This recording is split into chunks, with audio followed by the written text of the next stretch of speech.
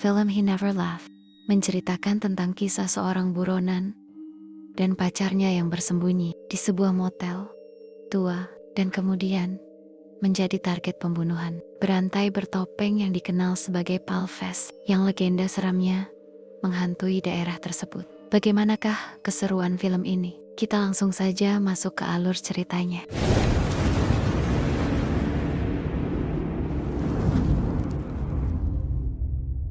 Film ini diawali dengan aksi pembunuhan oleh psikopat terhadap seorang wanita di rumahnya. Walaupun wanita ini sempat melawan, tetapi ia akhirnya tewas di tangan psikopat tersebut. Lalu keesokan harinya, terlihat sebuah mobil yang melakukan perjalanan jauh. Mobil itu dikendarai oleh seorang wanita bernama Carly dan memutuskan untuk memesan sebuah motel. Tapi ia sempat kaget dengan kostum Halloween yang digunakan oleh resepsionis motel. Dan setelah memesan kamar, Carly membuka bagasi mobil yang ternyata terdapat seorang pria, yaitu mantan pacarnya yang baru bebas dari penjara secara bersyarat. Namun baru beberapa hari bebas mantan, pacarnya itu malah melanggar syarat tersebut dan kini menjadi seorang buronan. Sebagai kekasihnya, Carly menjadi orang kepercayaan pria ini untuk menyembunyikan keberadaannya. Sebelum temannya menjemput, setelah memberikan perlengkapan mandi, Carly lalu pulang dan berniat untuk datang ke motel itu pada besok hari. Hingga pada malam harinya,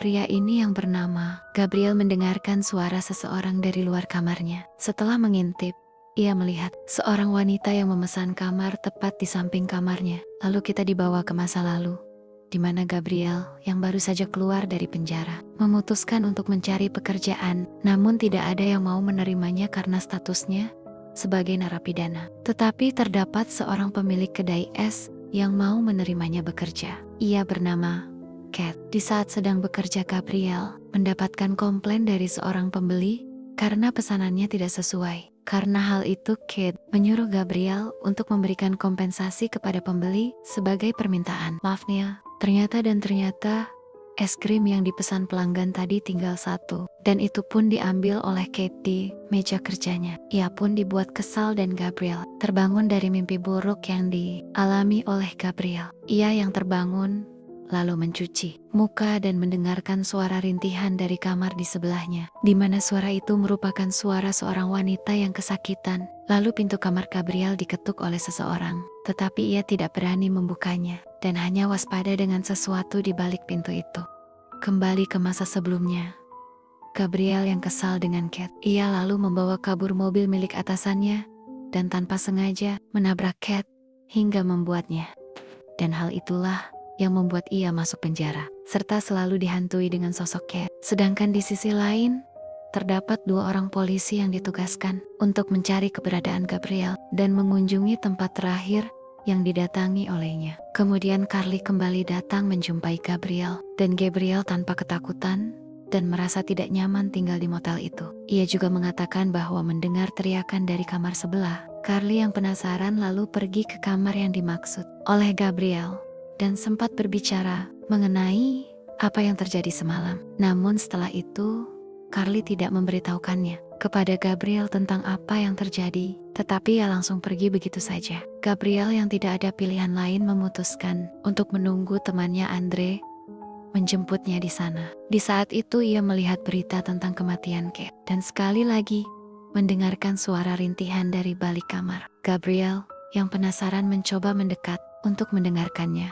tapi ia malah menjatuhkan lampu yang membuat lampu itu pecah. Lalu Carly menelponnya dan mengatakan kalau ia tidak sanggup lagi membantu Gabriel. Di saat bersamaan telepon motel berbunyi karena pecahnya lampu tersebut. Di sini Gabriel meminta Carly untuk menjawab telepon dari resepsionis karena dirinya lah yang telah memesan hotel itu. Namun, itu bukan jawaban yang tepat, di mana sang resepsionis justru datang ke kamar untuk mengganti lampu itu. Hal itu membuat Gabriel ketakutan mengingat statusnya sebagai buronan saat ini. Petugas pun datang ke kamar untuk mengantarkan lampu, tetapi Gabriel sengaja tidak membuka pintu, hingga petugas itu membukanya dengan kunci cadangan. Setelah terbuka, Gabriel menahannya dan membentak petugas itu karena ia tidak mau pergi. Di saat bersamaan, Andre temannya menelpon yang sudah menunggu di depan motel. Namun karena tidak mendapatkan jawaban serta telah dilirik, petugas membuat Andre pergi dari sana.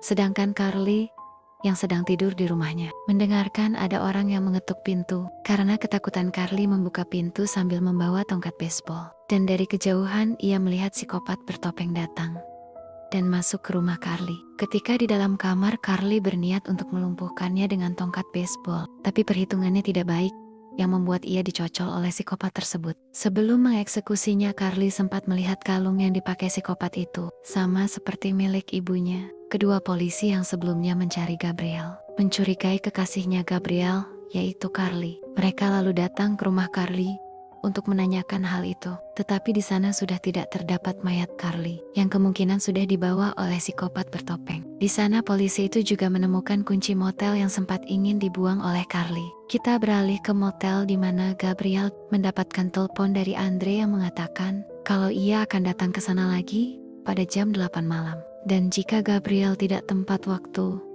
ia tidak akan pernah datang lagi. Mengetahui hal itu, Gabriel lalu bersiap-siap walaupun Andre datang 3 jam lagi. Namun di saat akan mengemas barang-barangnya, psikopat bertopeng sudah ada di sana dan mengikat mulut serta tangannya. Dengan bersusah payah, Gabriel mengambil ponsel dan menelpon Carly. Tetapi telepon Carly ada di ruangan itu bersamaan dengan mayat Carly. Dan ternyata orang yang telah membunuhnya adalah sang pemilik motel bernama Bryce. Di sini Gabriel tidak bisa berbuat apa-apa ketika Bryce membungkus tubuh Carly. Dan ternyata terdapat pintu rahasia di kamar mandi itu. Kemudian Andre menelpon Gabriel untuk menjemputnya. Tetapi Bryce langsung menghancurkan telepon itu dan mengatakan kalau ia saat ini sedang gabut serta ingin membunuh seorang buronan. Gabriel yang masih memiliki cukup tenaga lalu mencoba untuk melawan, dibarengi dengan bayang-bayang Cat yang menghantuinya. Ia lalu merasa menyesal dan meminta maaf